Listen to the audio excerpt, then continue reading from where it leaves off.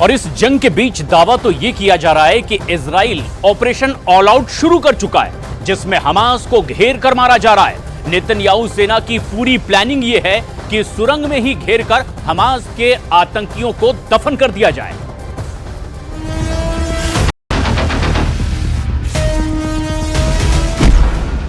Gaza पट्टी में operation all out शुरू। इजरायल की एयरफोर्स ने गाजा पट्टी वेस्ट बैंक में 30,000 के करीब बड़ी इमारतों को कारपेट बॉम्बिंग के जरिए मिट्टी में मिला दिया है।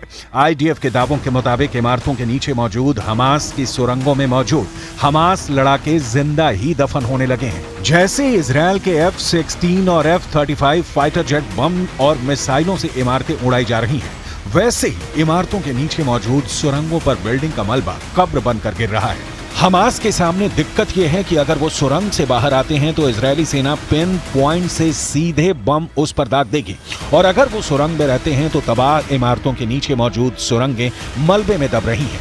आईडीएफ के मुताबिक अब सुरंगों में मौजूद कम से कम हमास के 25 टॉप कमांडर और उनके पूरे परिवार मारे जा चुके हैं, जबकि 500 के करीब हमास लड़ाके जिंदा ही सुरंगों में दफन हो चुके हैं, जो अब कभी भी सुरंगों से बाहर नहीं निकल पाएंगे।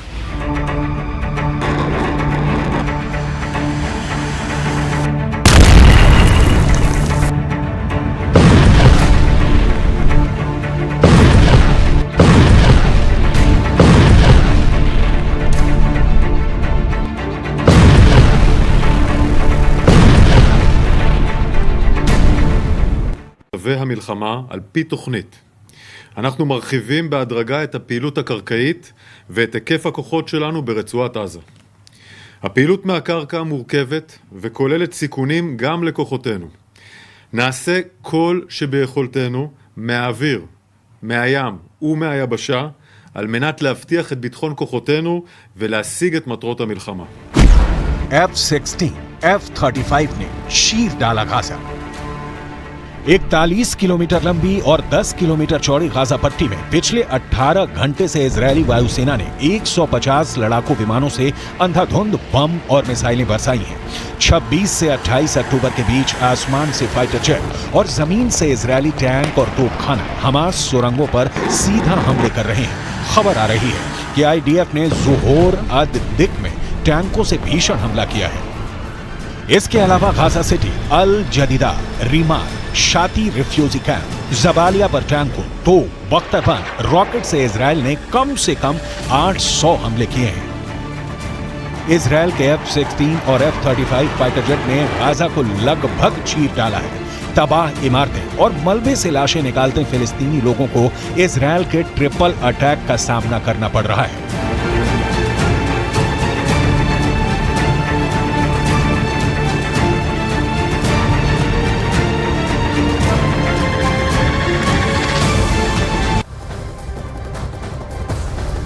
गाजा में इजरायल के हमले का दूसरा चरण बेहद खतरनाक है।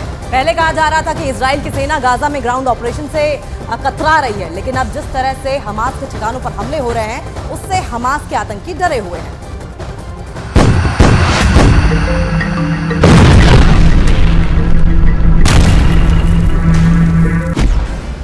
दूसरा चरण शुरू। गाजा में 10 गुना खून खराबा। इजरायल में जंग के दूसरे फेज की शुरुआत हो चुकी है। इजरायली सेना गाजा में घुसकर हमले कर रही है। प्रधानमंत्री नेतन्याहू ने साफ कहा है कि यह इजरायल की आजादी की दूसरी लड़ाई है। इजरायलियों को लंबे और कठिन अभियान के लिए तैयार रहना होगा। नेतन्याहू ने साफ कहा है कि जंग में हमारा मकसद एकदम साफ है। हम हमास को खत्म करके बंधकों को वापस घर लाएंगे। हमास हमले से बचने के लिए आम लोगों को ढाल बना रहा है। हमें मानवता और अपने अस्तित्व की रक्षा के लिए हमास को जड़ से मिटाना होगा। यही वजह है कि गाजा में इस वक्त 10 गुना मौतें होना शुरू हो चुकी हैं। गाजा की तबाही देखकर 22 मुल्कों से बनी अरब लीग ने इजरायल को बहुत बुरे नतीजे भुगतने की चेतावनी दी है। वहीं दूसरी तरफ तुर्की के राष्ट्रपति एर्दोगन ने इस्तांबुल में एक प्रो फिलिस्तीन रैली के दौरान कहा था कि वो इजरायल को वॉर क्रिमिनल घोषित करने की तैयारी कर रहे हैं। एर्दोगन ने साफ कहा है कि गाजा में जो कुछ भी हो रहा है, उसे देखते हुए हम दुनिया के सामने इजरायल को युद्ध अपराधी घोषित करेंगे।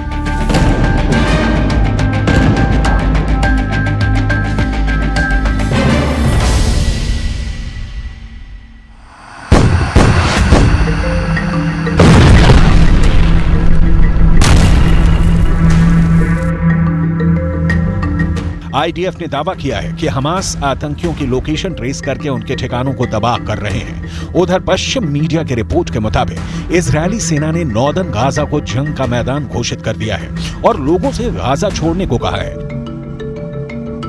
इजरायली सेना ने गाजा पट्टी में हवा से पर्चे फेंके हैं। पर्चों में लिखा है कि उत्तरी गाजा से तुरंत निकल जाओ, क्योंकि अब पूरे उत्तरी गाजा में कॉर्पेट बॉम्बिंग शुरू हो चुकी है।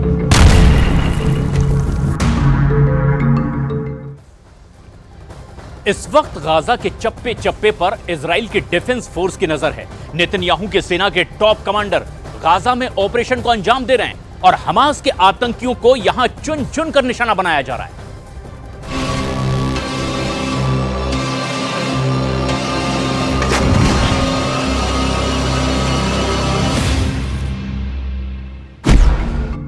दूसरा चरण शुरू। गाजा में 10 गुना खून खराबा। इजरायल डिफेंस फोर्सेस के chief of defence staff Herzi Halevi ने 4 मिनट के एक वीडियो में दावा किया है और कहा है कि इजरायल सेना युद्ध के अगले स्टेज में आगे बढ़ रही है। आईडीएफ के चीफ हलेवी ने दावा किया है कि इजरायल के सबसे अच्छे सैनिक और कमांडर गाजा में ग्राउंड पर हैं और पिछले कुछ दिनों से इजरायली सेना ने हमास के कमांडरों को निशाना बनाना और उन्हें खत्म करना जारी रखा है।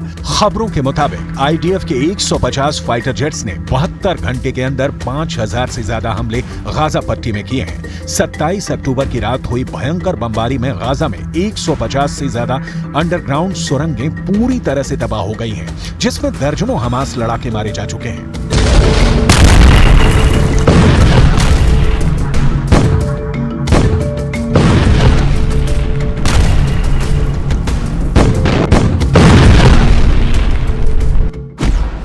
गाजा पट्टी में ऑपरेशन ऑल आउट शुरू। गाजा इंतजार कर रहा है। गाजा अपनी मौत का तमाशा देख रहा है। इजरायल और हमास के बीच जारी जंग में सब कुछ बड़ी तेजी से तबाह हो रहा है। इजरायली सेना गाजा पट्टी में उत्तर से लेकर दक्षिण तक वेस्ट बैंक और लेबनान बॉर्डर पर हर दिन 500 से ज्यादा हमले कर रही है। इजरायल की आईडीएफ हमास के ठिकानों, कमांड सेंटर, सुरंगों और रॉकेट लॉन्चर्स को निशाना बना रहा है। खबर के दावों के मुताबिक 1700 से ज्यादा लोग इमारतों के नीचे दफन हैं। इजरायली सेना के मुताबिक इजरायली नेवी ने खान यूनुस में एक मिसाइल पैड पर हमला किया। इजरायली सेना ने यह भी दावा किया है कि वो रात में टैंकों के साथ उत्तरी गाजा में घुसे थे और आराम से हमास लड़ाकों को मारकर भाग गए। आईडीएफ ने हमास के कई ठिकानों और रॉकेट लॉन्च पोजीशन को निशाना बनाया है।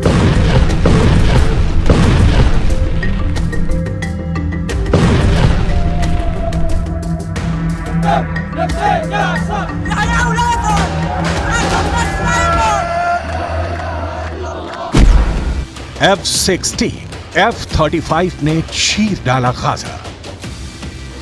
लेकिन वहीं दूसरी तरफ गाजा से दक्षिण इजरायल में फिर से भारी संख्या में रॉकेट हमास ने दागे हैं।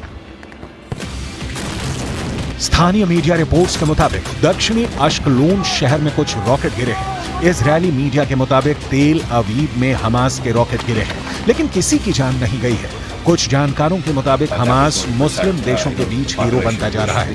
कतर में भी अब इजरायल के खिलाफ खुलकर बोलने लगा है, जबकि जॉर्डन, लेबनान, सीरिया, ईरान, तुर्की और दबी जुबान से मिस्र भी इजरायली हमलों को लेकर सख्त तेवर दिखाने लगा है। लेकिन इजरायल के पीएम नेतन्याहू ने सैनिकों का हौसला बढ़ाते हुए फिर कहा है कि इजरायल गाजा से हमास का पूरी तरह से खात्मा करने के बाद ही जंग रोकेगा।